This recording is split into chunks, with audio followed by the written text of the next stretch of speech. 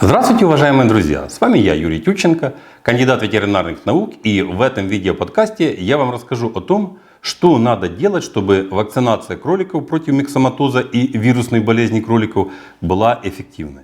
Практически сейчас все кролиководы, за очень редким исключением, понимают, что без вакцинации не обойтись.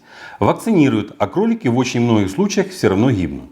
Понятно, что эту частоту гибели никак нельзя сравнить с гибелью кроликов, которые не вакцинированные. Но факт есть факт. Что или кого винят в этом случае? Можно догадаться в принципе с первого раза.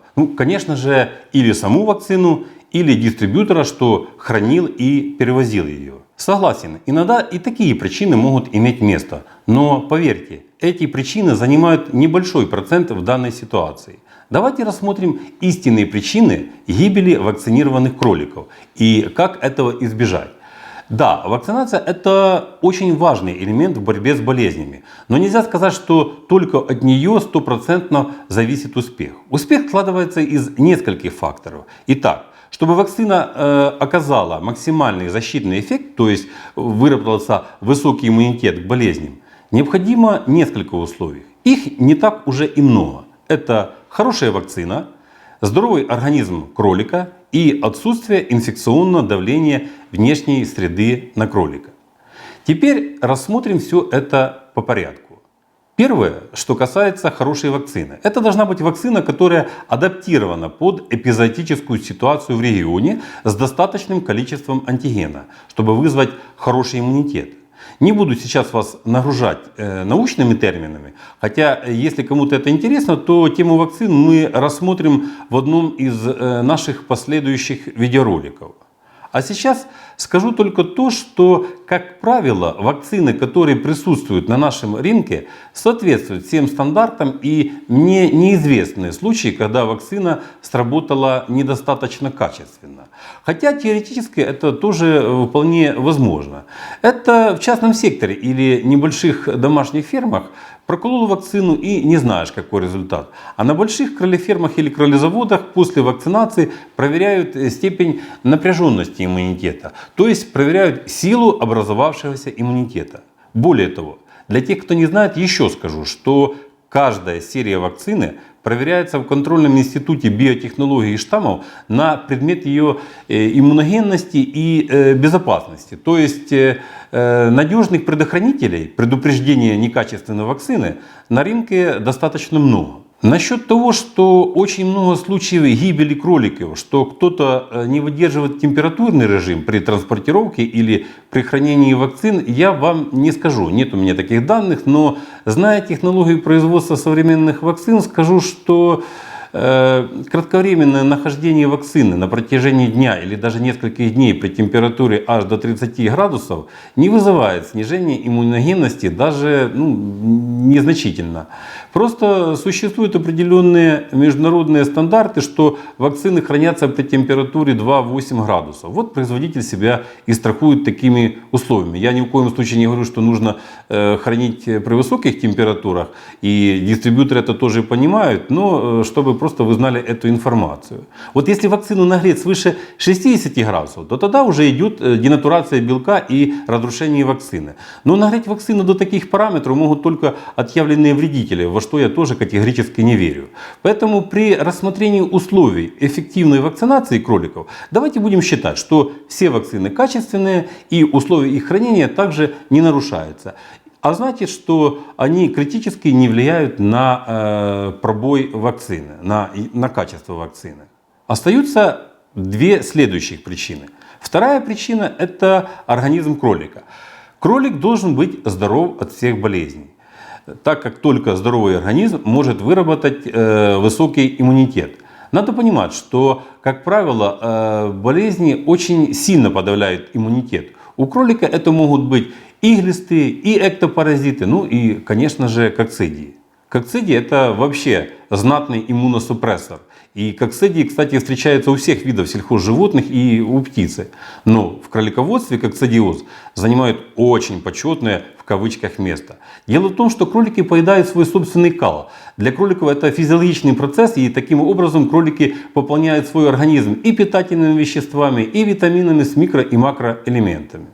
Кстати, новорожденный крольчонок поедает кал крольчихи и таким образом заселяет свой организм нормальной микрофлорой. Поэтому, чтобы не было перезаражения крольчат, перед вакцинацией надо обязательно избавить организм крольчихи от всех этих опасных для будущего потомства вредностей. То есть и от гельминтов, и от эктопаразитов, ну и тем более от кокцидий. Препаратов для решения этих задач очень много.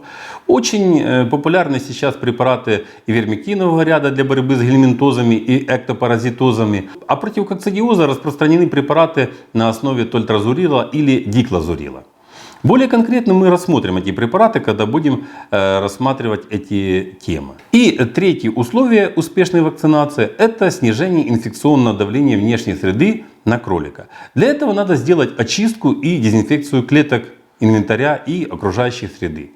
Сейчас уже все знают, что надо делать дезинфекцию, и более того, делают ее, но зачастую во многих случаях это получается не всегда качественно. И не потому, что недобросовестно к этому относятся, а потому, что используют допотопные дезинфектанты и методы дезинфекции, как то хлорка, формалин, гашеная известь или обжиг паяльной лампой. Это все описано в старых учебниках про кролиководство. И в принципе это все правильно.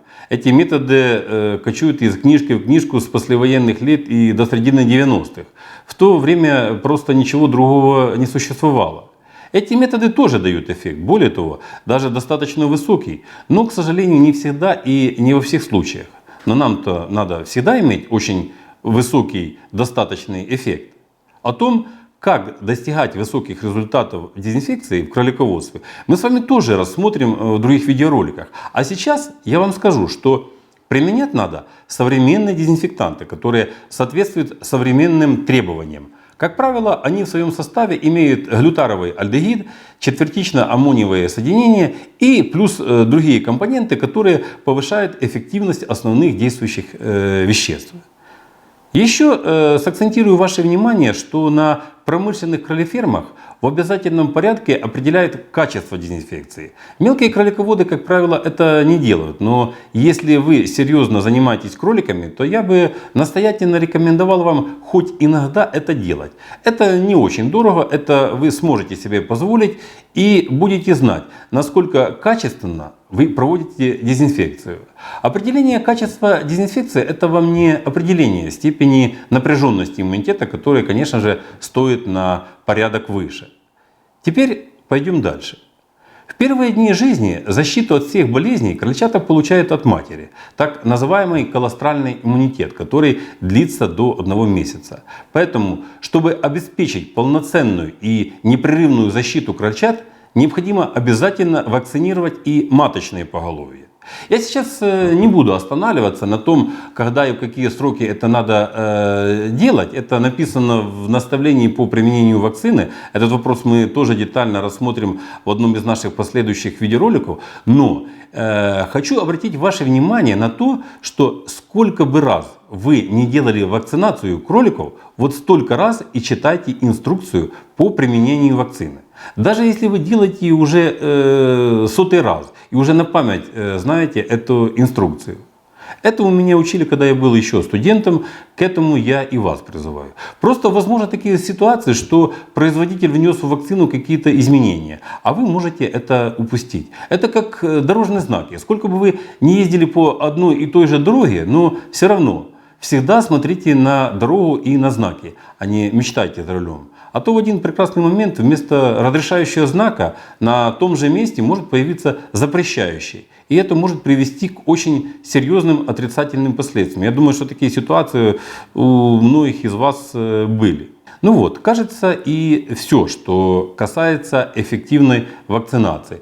Итак, суммируем. Обязательно вакцинируем маточное поголовье. Проводим обязательную обработку перед каждой вакцинацией кроликов от гельминтов, эктопаразитов и кокцидиоза. Если это зимнее время и вы не даете полнорационный сбалансированный комбикорм, то дайте кроликам еще и витамины.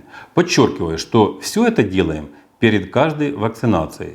Чистим, моем и дезинфицируем клетки современными дезинфектантами перед каждой вакцинацией. А вообще помним, что дезинфекция проводится каждые 10 дней, ну или хотя бы каждые 2 недели. И четвертое, хотя мы это и не ставили отдельным пунктом, это обязательно читайте наставления по применению вакцины перед каждой вакцинацией. Выполнив все эти требования, вы получите уверенность, что у ваших кроликов выработался иммунитет, который будет способен противостоять заболеваниям. Просто введение одной вакцины без проведения вышеперечисленных мероприятий, как показывает теория и практика, недостаточно. Вот такие они условия эффективной вакцинации кроликов, без которых никак нельзя. В принципе, ничего сложного для выполнения этих условий-то и нет. Но это требует дополнительных финансовых затрат и времени. И если деньги еще можно найти, не так-то это и дорого стоит, то со временем совсем беда. Его катастрофически у всех не хватает.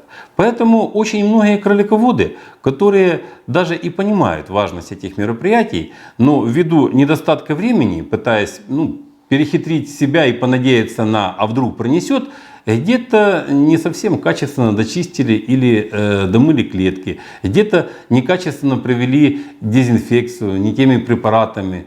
И в очень многих случаях расплачиваются за это гибелью кроликов.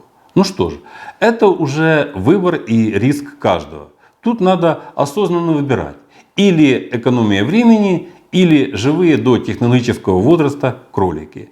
А пока всего вам доброго, здоровья вам и вашим кроликам, и до новых встреч!